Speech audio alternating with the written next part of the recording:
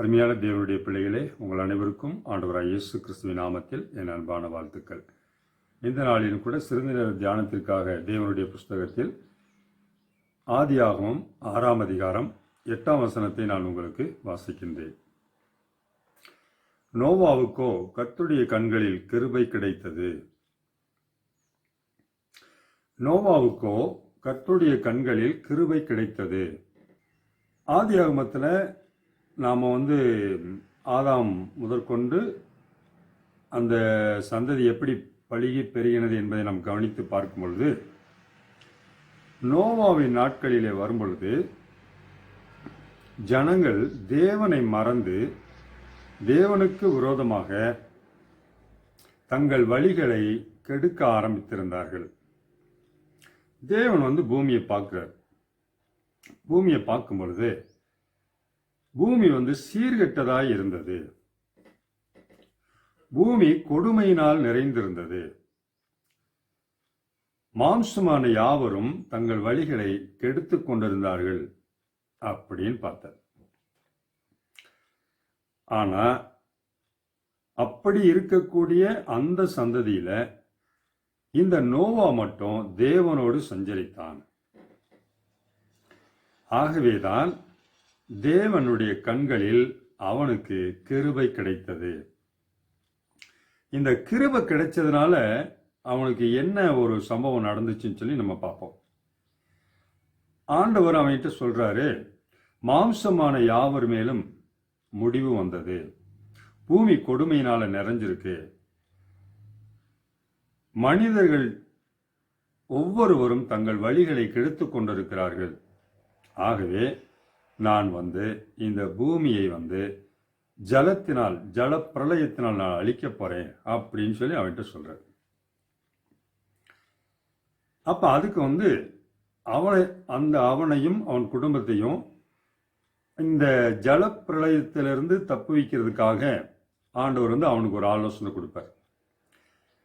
நீ கொப்பேர் மரத்தால் ஒரு பேழையை உண்டு பண்ணு. அந்த பேரை எவ்வளவு நீளம் இருக்கணும்னா 300 முழ நீளம் இருக்கணும், 50 முழ அகலம் இருக்கணும், 30 முழ உயரம் இருக்கணும்.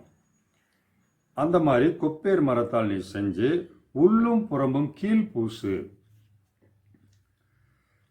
கீழறைகள், அதற்கு அடுத்த மேல்தட்டு, அதற்கு அடுத்து மேல்தட்டு, அதாவது கீழறை, 2வது தட்டு, 3வது தட்டு, இப்படி 3 பிரிவாக செஞ்சு அதில் அறைகளை உண்டு பண்ணு அப்படின்னு சொல்லிடுறார். நான் ஜலப்பிரளயத்தினால இந்த பூமியை அழிக்க போறேன். மாம்சமான யாவரின் முடிவும் எனக்கு முன்பாக வந்தது. மனிதர்கள் முதற்கொண்டு மிருகங்கள், நாட்டு மிருகங்கள், காட்டு மிருகங்கள், ஊரும் பிராணிகள், பறவைகள் அனைத்தையுமே நான் நிகிரகம் பண்ண போகிறேன் அப்படின்னு சொல்றார். அதாவது அழித்து போறதுக்கும் நிகிரகம் பண்றதுக்கும் ரெண்டுக்கும் நிறைய வித்தியாசம் இருக்கு. இப்ப ஆண்டவர் இங்க என்ன சொல்றாருன்னா, நிகிரகம் பண்ணுவேன் அப்படிங்கிறார். நிகிரகம் அப்படின்றது என்னன்னு கேட்டீங்கன்னா, அதான் அவித்து போடுதல்.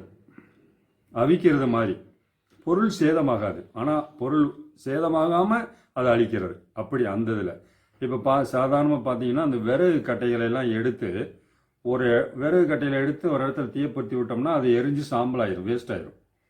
ஆனா அதே விறகு கட்டைகளை எடுத்து ஒரு கும்பலா போட்டு அது மேலே வைக்கப்படுகளாக அப்படி நிறைய சுத்தியிலும் போட்டு மேலையெல்லாம் போட்டு மண்ணை வச்சு அப்படியே பூசுவாங்க.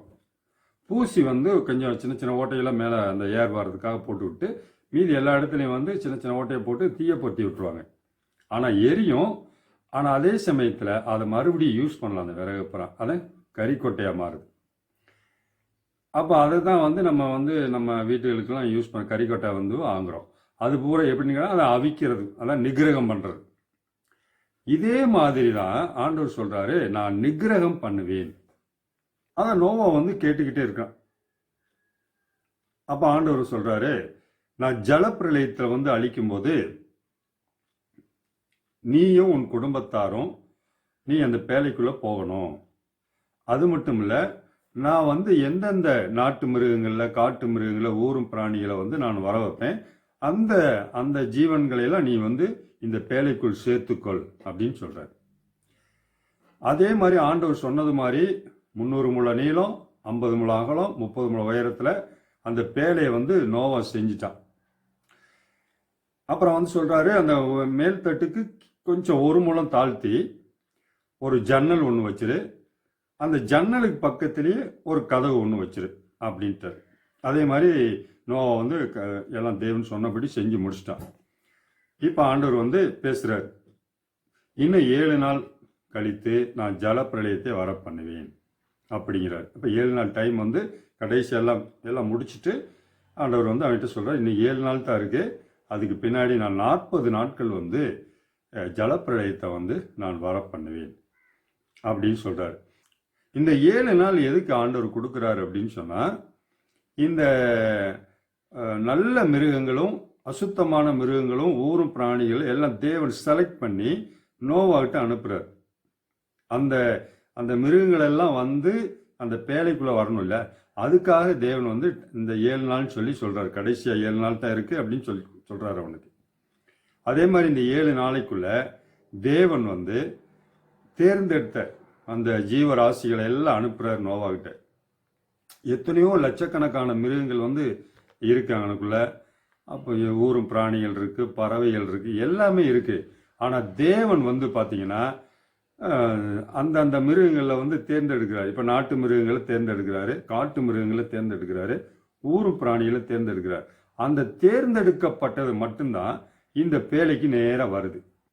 அப்போ அங்கே இருக்க சுற்றியிலே இருக்க ஜனங்கள்லாம் அவங்க என்ன யோசித்திருப்பாங்க, இந்த பேழை கட்டும் போதே என்ன யோசித்திருப்பாங்க, நோவாட்டா வந்து கேட்டிருப்பாங்க, இது எதுக்கு இவ்வளோ பெரிய பேழை உண்டு பண்ணுகிற அப்படின்னு கேட்டிருப்பாங்க. அப்போ அவன் என்ன சொன்னா, ஆண்டவர் சொன்னதை பிரசங்கமாக பண்ணினான்.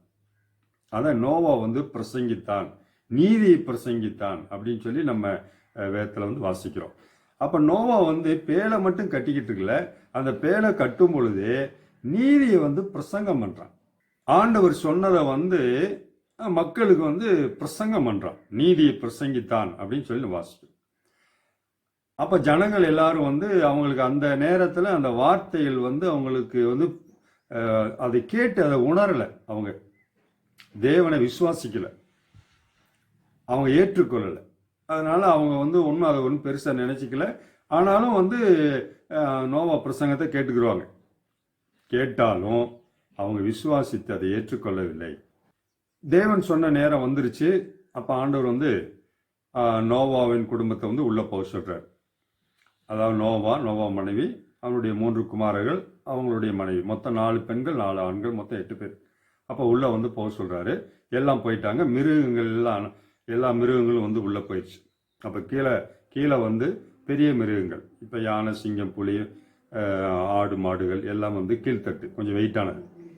இப்போ அதுக்கு அடுத்து அது கொஞ்சம் வெயிட்லெஸ்ஸாக வந்து 2வது தட்டில் அந்த அறைகளில் வந்து கரெக்டாக வைக்கிறாங்க, பேலன்ஸ் பண்ணி வைக்கிறாங்க. 3ஆம் தட்டில் வந்து பறவைகள், அது ரொம்ப வெயிட்லெஸ், மேலே பறவைகள். அந்த ஜன்னல் ஓரம் வந்து பொதுவாக நம்ம வந்து எங்கே நம்ம வீடுகள்லேயே பொதுவாக நம்ம எங்கே இருக்க விரும்புவோம், சும்மா உட்காரதா இருந்தால் கூட எங்கே விரும்புவோம் அப்படின்னா ஒரு ஜன்னல் பக்கத்தில் தான் ஒரு பெரும்பாலும் நம்ம விரும்புவோம். அப்போ நோவா குடும்பம் எங்கே இருந்திருக்கும் அப்படின்னு சொல்லி நம்ம சாதாரணமாகவே யோசித்து பார்த்தா நிச்சயம் ஜன்னலுக்கு பக்கத்தில் தான் அவங்க ரூம் இருந்திருக்கும். அப்போ ஆக வந்து எல்லாருமே உள்ளே போய் அப்படி ரெடி ஆகிட்டாங்க. கடைசியாக வந்து நோவா அப்படி நின்றுட்டு இருக்கா. அப்போ நோவாவை பார்த்து ஆண்டவர் வந்து சரி நீ உள்ளே போன்னு சொல்லி அவனை உள்ளே விட்டு கதவை அடைச்சிட்டார். நோவாவை உள்ளே விட்டு கதவை அடைத்தார் அப்படின்னு எழுதியிருக்கு. இப்போ அடைச்சது வந்து நோவா போய் உள்ளே போய் அடைக்கல, நோவாவை உள்ள விட்டு வெளியில் அடைச்சிட்டார். இப்போ நோவாவே நினைச்சா கூட வெளியில் வர முடியாது, அவ்வளோதான், ஃபினிஷ், முடிஞ்சு. தேவனுடைய பிள்ளைகளே, அதை தான் வந்து நம்ம வேதத்தில் வாசிக்கிறோம். தேவன் அடைச்சா அது திறக்க முடியாது, தேவன் திறந்தா அதை அடைக்க முடியாது. அப்போ ஒரு வழியை வந்து தேவன் திறந்துட்டாருன்னு சொன்னால் அது ஒரு மனுஷன் அடைக்க முடியாது. அதே சமயத்தில் தேவன் அடைத்து விட்டால் அதை ஒரு மனுஷன் திறக்க முடியாது. இப்போ நோவா உள்ள விட்டு கதவை அடைத்தார். இப்போ ஆண்டவர் வந்து சொன்னபடி அந்த 40 நாட்கள் மழை பெய்ய பண்ணுவேன்னு சொன்னார் பார்த்தீங்களா, அதே மாதிரி ஆண்டவர் வந்து அடுத்த நாள் காலையிலிருந்து 40 நாட்கள் வந்து மழையும் பெய்து, அப்புறம் பார்த்தீங்கன்னாக்கா கீழே ஆழத்தின் ஊற்றுக்கண்களை பிளந்தார். வானத்தின் மதகுகளை திறந்து விட்டார் அப்படின்னு இருக்கு. அப்போ 3 விதமா தண்ணி வந்து பூமிக்கு வருது. ஒன்று கீழே ஆழத்தின் ஊற்றுக்கண் பிளந்துட்டு வருது, மேலே வானத்தின் மதகுகள் திறந்து தண்ணி கொட்டுது, மழை வேற பெஞ்சிட்டு இருக்கு. அப்போ அதை என்னைக்கு உண்டாகுது அப்படின்னு பார்த்தீங்கன்னா, நோவாவுக்கு 600 வயதாகும் வருஷத்தில் 2ஆம் மாதம் 17ஆம் தேதி. நல்லா கவனிங்க. இப்போ அவனுக்கு வயசு என்ன? 600வது வயசாகும் வருஷத்தில் 2வது மாதம் 17ஆம் தேதி. இப்போ வந்து தண்ணி வந்து ஆண்டவர் வந்து மழை பெய்ய பண்ணிட்டார். சரி, உள்ளே போயிட்டாங்க. ஆனால் மழை பெஞ்சிட்டு இருக்கு. இப்போ 40 நாள் கடுமையான தண்ணி வந்து பயங்கரமாக வந்துட்டு இருக்கு. அப்போ தண்ணி பெருக பெருக அப்படியே வந்து இந்த பேழை வந்து அப்படியே மிதக்க ஆரம்பிச்சிருச்சு. ஆனால் இத்தனை நாள் நீங்கள் உள்ளே இருப்பீங்கன்றதை தேவன் வந்து சொல்லலை. அதாவது ஆண்டவர் வந்து இந்த கப்பலுக்குள்ளே இந்த பேழைக்குள்ளே நீங்கள் இவ்வளோ நாள் இருப்பீங்கன்னு சொல்லி ஆண்டவர் சொல்லலை, ஏற்கனவே சொல்லலை.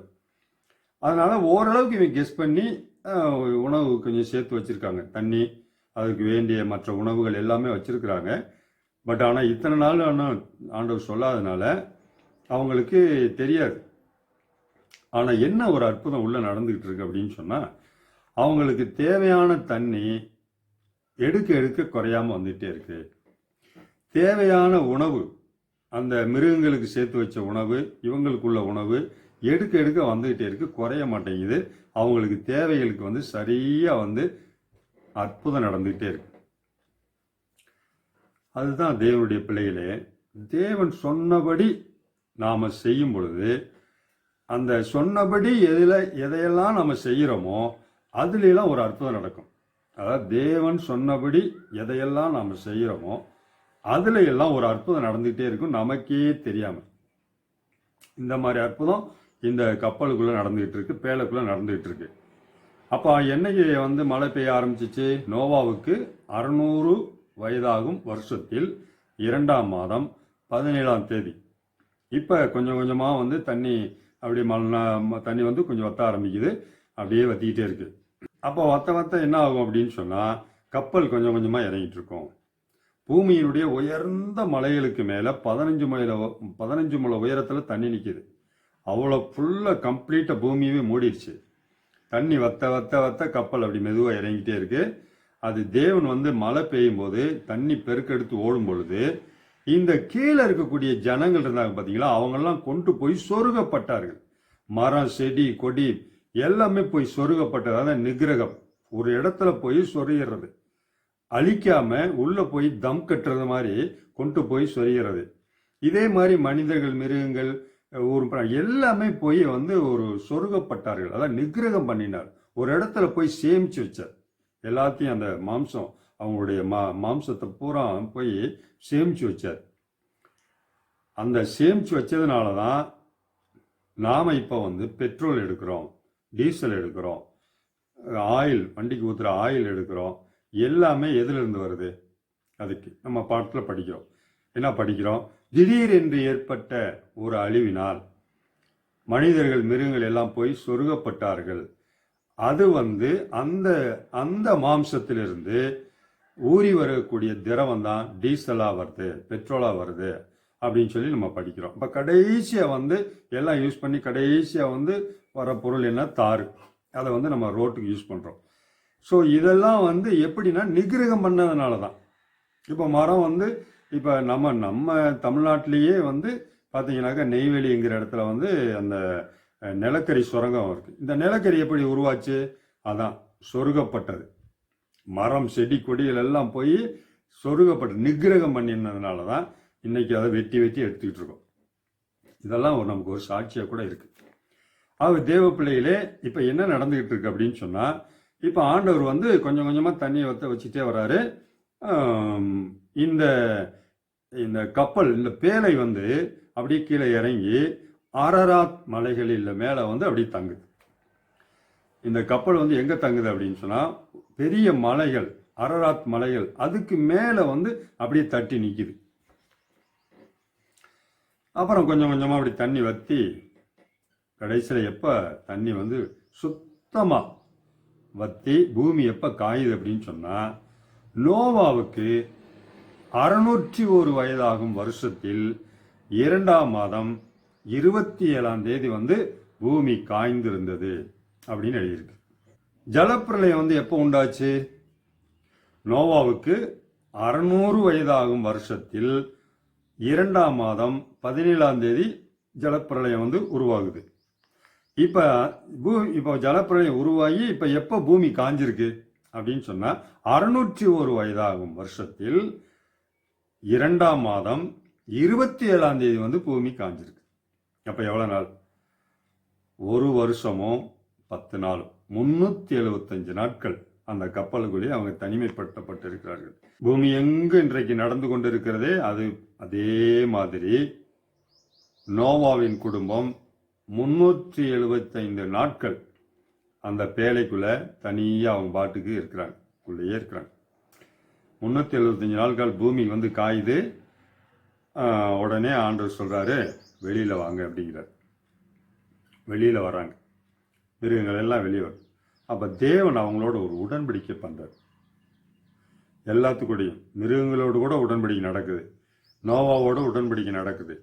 அப்ப மிருகங்களை வந்து ஆசீர்வதித்து நீங்க விருத்தியாகுங்க அப்படின்னு சொல்லி அவைகளை ஆசீர்வதிக்கிறார். நோவாவின் குடும்பத்தை பார்த்து நோவாட்ட சொல்றாரு, நீங்கள் பழுகி பெருகி பூமியை நிரப்புங்கள்.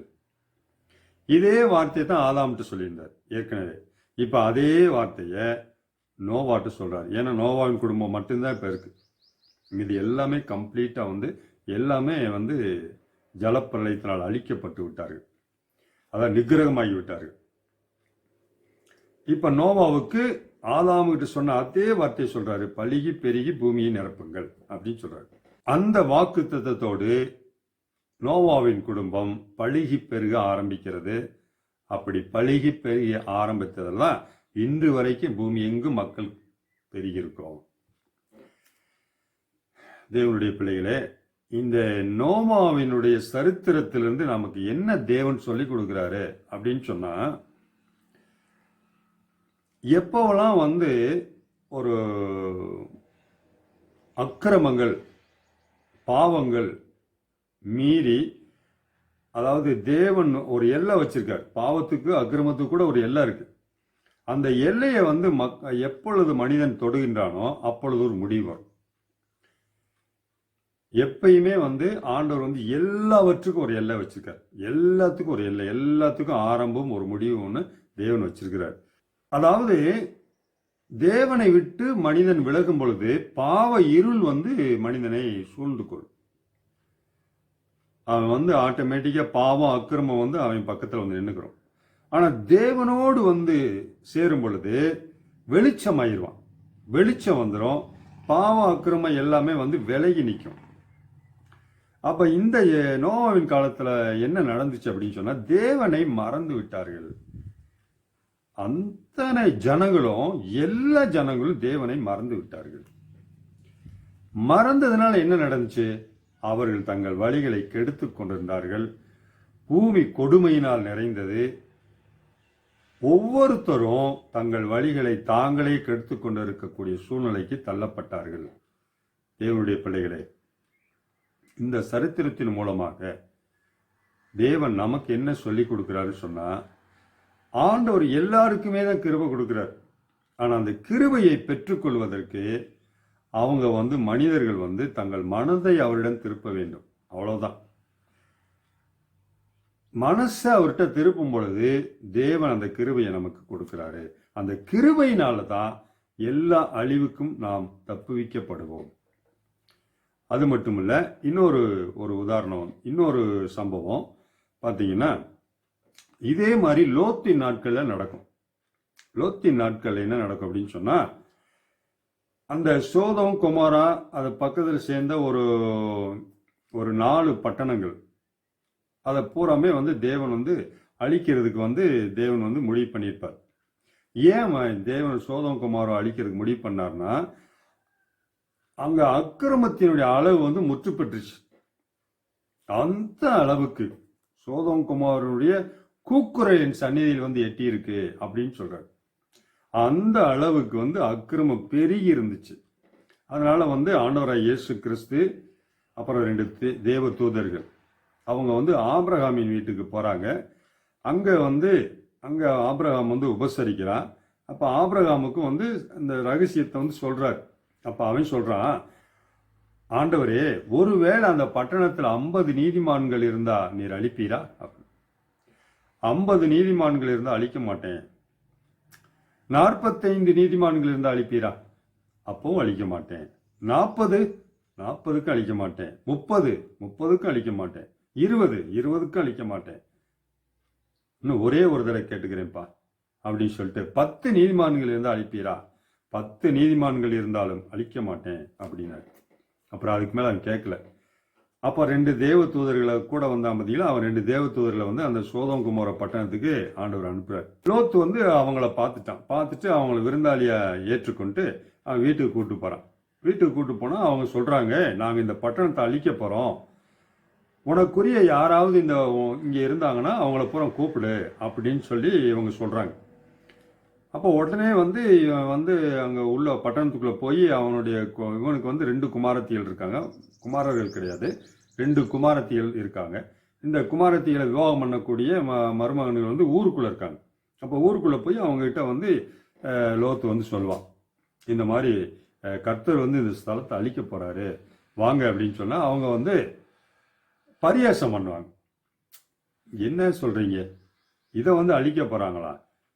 அப்படிலாம் நாங்கள் வர முடியாது அப்படின்னு சொல்லி அவங்க வந்து இவன் சொல்றதுக்கு வந்து அவங்க வந்து ஏதோ பரியாசம் பண்ற மாதிரி அவங்க இது பண்ணி வந்து அனுப்பிச்சிட்டாங்க, நாங்கள் வரமாட்டோம்னு சொல்லி அனுப்பிச்சிட்டாங்க.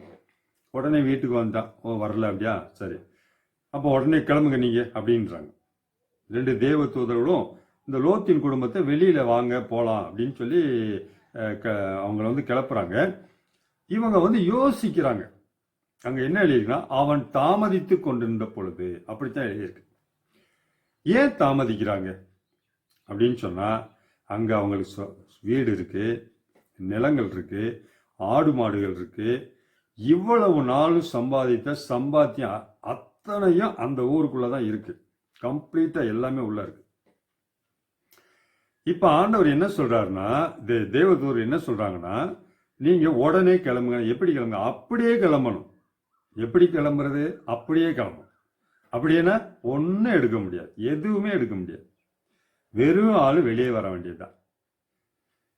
ஆபிரகாம் கிட்ட வந்து இந்த லோத்து வந்து பிரிஞ்சு போனதுக்கு காரணமே இந்த சொத்து தான். ஆடு மாடுகள்னாலதான் பிரச்சனை வந்து இவன் வந்து பிரிஞ்சு போவாங்க. ஆனா இன்னைக்கு வந்து திரளான ஆடு மாடுகள் இருக்கு. பெரிய ஒரு ஏறக்குறைய அந்த ஊர்ல நல்ல ஒரு வசதி உள்ள ஒரு மனுஷனா மாறிட்டான் லோத்து. ஆனா இப்ப அந்த ஊருக்கு அழிவு வந்துருச்சு. என்ன செய்யறது? அழிய போற கூட ஊருக்குள்ள லோத்து இருந்ததுனால இப்ப வந்து கிளம்புங்க அப்படின்னு சொன்னா யோசித்துக்கிட்டே இருக்காங்க. ஏன் யோசிக்கிறாங்க அப்படின்னு சொன்னா, ஏன்னா அதே வீட்டுக்குள்ள எவ்வளவு வந்து இப்போ தங்க நகைகள் அது இதுன்னு சேர்த்து வச்சிருப்பாங்க இல்லையா, அது பூரா அங்கதான் வீட்டுக்குள்ளதான் இருக்கு. எதையுமே எடுக்காம கிளம்ப சொல்றாங்க. ரொம்ப யோசித்தாங்க. தாமதித்து கொண்டிருந்தான் தான் எழுதியிருக்கு. அவன் தாமதித்து இருந்தான் அப்படின்னு. அப்போ உடனே ஆபிரகாம் ஏற்கனவே ஒரு ஜெபம் பண்ணியிருக்கான் பார்த்தீங்களா, அந்த ஜெபத்துக்காக இந்த தேவ தூதர்கள் என்ன பண்ணுவாங்கன்னா, ஆண்டவருடைய இறக்கம் அவங்க மேல கிடைச்சதுனால இந்த 4 பேரையும் கையை பிடிச்சு வெளியே எடுத்துட்டு வந்துருவாங்க பட்டணத்துக்கு வெளியில. அப்போ ஒரு கை வந்து தேவதூருடைய கையில இருக்கு, இன்னும் ஒரு கை தான் சும்மா இருக்கு. அதுல என்ன எடுத்து வர முடியும்? ஒன்னும் எடுத்து வர முடியாது. அப்படியே வெறும் ஆள் வந்துட்டாங்க. தேவனுடைய பிள்ளைகளே, இதனால ஒன்று கவனிக்கணும் பாருங்க. வெளியில அந்த ஜீவன் தப்பா வரும் பொழுது சூழ்நிலை வந்து எப்படி மாறுது பாருங்க. ஒண்ணுமே கொண்டு வர முடியல பாருங்க. நம்ம சம்பாதிச்சது எதுவுமே வந்து ஜீவன் தப்பும் பொழுது எதுவுமே கையில இருக்காது. வெளியில கொண்டு வந்துட்டாங்க. வெளியில கொண்டு வந்தா ஆண்டவர் இயேசு கிறிஸ்து அங்க நிக்கிறார். நின்னோடனே அவருக்கு முன்னாடி வராங்க. அப்ப ஆண்டவர் சொல்றாரு, உன் ஜீவன் தப்ப ஓடிப்போ, பின்னிட்டு பார்க்காத, இந்த சமபூமியில எங்கேயுமே நிக்காத, அந்த மலைக்கு ஓடிப்போ அப்படின்னு சொல்றாரு. அதாவது 4 விஷயம் சொல்றாரு. என்ன சொல்றாருன்னா, உன் ஜீவன் தப்ப ஓடிப்போ,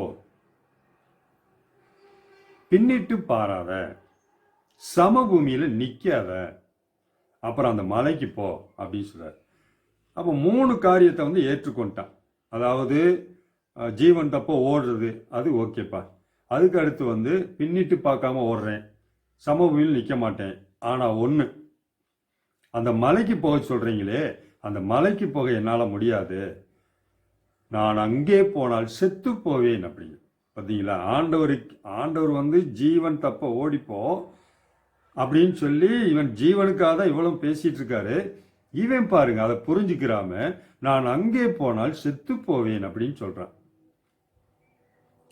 அப்ப ஆண்டவர் வந்து அப்புறம் என்னன்னு கேட்டா அவன் என்ன கேட்கிறான்னா, பக்கத்துல இருக்கக்கூடிய ஒரு ஊர், இந்த ஊருக்குள்ள போறேன் நான், அந்த ஊர்ல உங்களுடைய கண்கள் எனக்கு கிருபை கிடைச்சிச்சு, அந்த ஊருக்குள்ள நான் போறேன், எனக்கு அந்த ஊர்ல போக முடிய அனுமதிக்கணும் அப்படின்னு சொல்லி உங்களுடைய கிருபை கிடைக்கணும்னு சொல்லி கெஞ்சிறான்.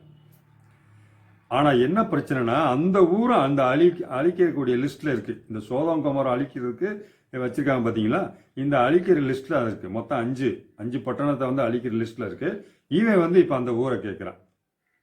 அதனால அந்த ஊரை வந்து அழிக்கிற லிஸ்ட்ல இருந்து கேன்சல் பண்ணிட்டாரு. இப்ப 4 பட்டணங்களை அழிக்கிறது மட்டும்தான் இப்ப நடக்க போகுது. சரி போ, இந்த விஷயத்தையும் உனக்கு கிருபை, என்னுடைய கண்களை கிருபை கிடைச்சிச்சு, சரி போ அப்படின்ட்டார். அப்பா வந்து இவங்க வந்து ஆண்டவர் சொன்னபடி கிளம்பி ஓடுறாங்க. நிற்கக்கூடாது, ஓடிக்கிட்டே இருக்காங்க. ஓடிக்கிட்டே இருக்கும் பொழுது பார்த்தீங்கன்னா, இந்த லோத்தினுடைய மனைவி திடீர்னு வந்து திரும்பி பார்த்தார். திடீர்னு திரும்பி பார்த்தோன்னே, திரும்பி பார்த்த அந்த உடனே வினாடியே அப்படி உப்பு தூணா மாறிடுச்சு. தேவனுடைய வார்த்தையில பாருங்க, ஒரு வார்த்தை மீறினாலும் ஒரு பிரச்சனை வந்துடும். இப்ப அவர் என்ன சொன்னார்? 4 விஷயம் சொன்னார்.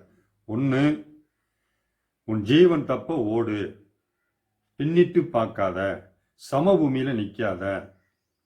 அந்த மலைக்கு போனாரு, சரி மலைக்கு போக மாட்டேன்ட்டா ஊருக்கு போன, சரி ஊருக்கு போயிரு, அங்க வரைக்கும் போற வரைக்கும் கட்டாரு, அப்படி விட்டார். ஆனா அங்க போகலையும் இந்த அம்மா வந்து திரும்பி பார்த்து உப்பு தூணாயிடுச்சு. தேவனுடைய பிள்ளைகளே, கரெக்டா வந்து லோத்து அந்த ஊருக்குள்ள, சோவார் அப்படிங்கிற அந்த ஊருக்குள்ள உள்ள நுழையும் போது அப்படியே பலன்னு அப்படியே விடியுது. சூரியன் வந்து அப்படியே உதிக்குது.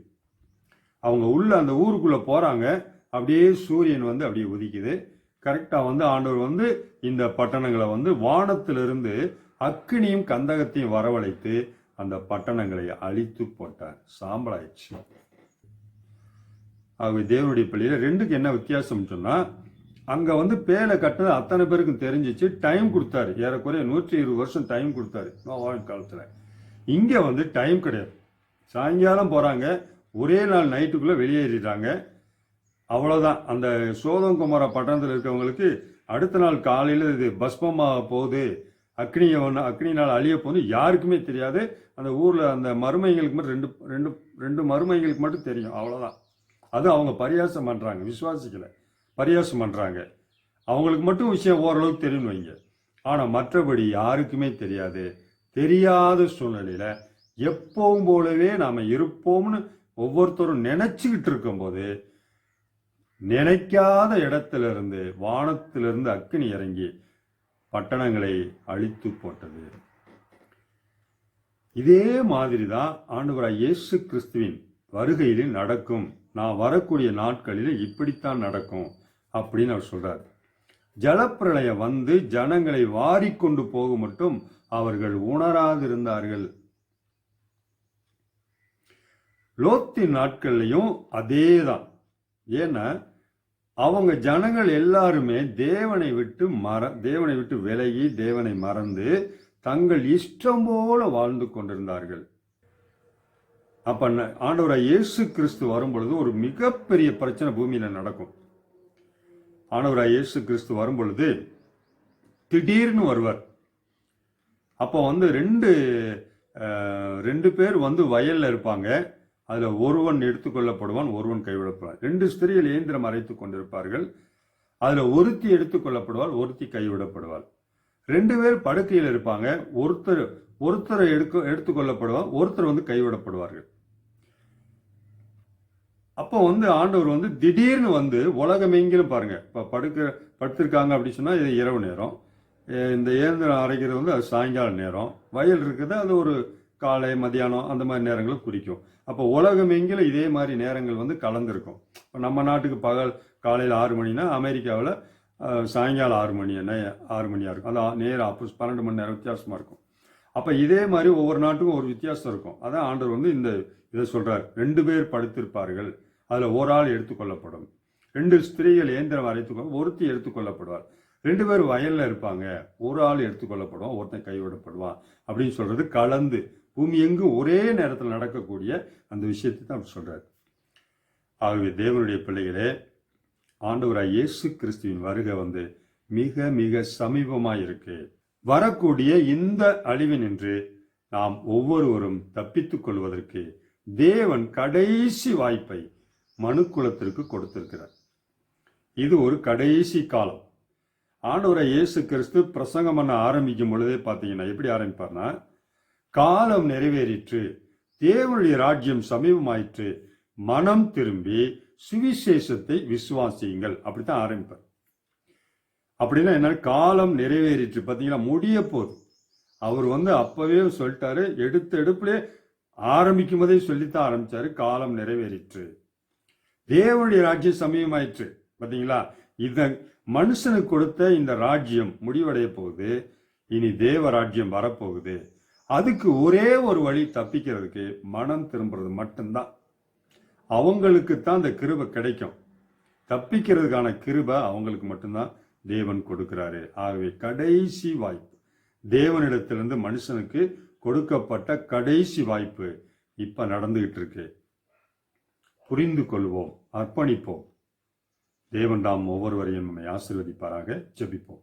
எங்களை நேசிக்கிற மகா பரிசுத்தமுள்ள அன்பு பிதாவே, நீர் எச்சரித்த இந்த வார்த்தையில் ஒவ்வொன்றுக்கும் ஆண்டவரே நாங்கள் உணரும்படியாக, உம்முடைய சமூகத்தில் எங்கள் இருதயத்தை அர்ப்பணிக்கும்படியாக எங்கள் ஒவ்வொருவருக்கும் நீர் அனுகிரகம் செய்யும்.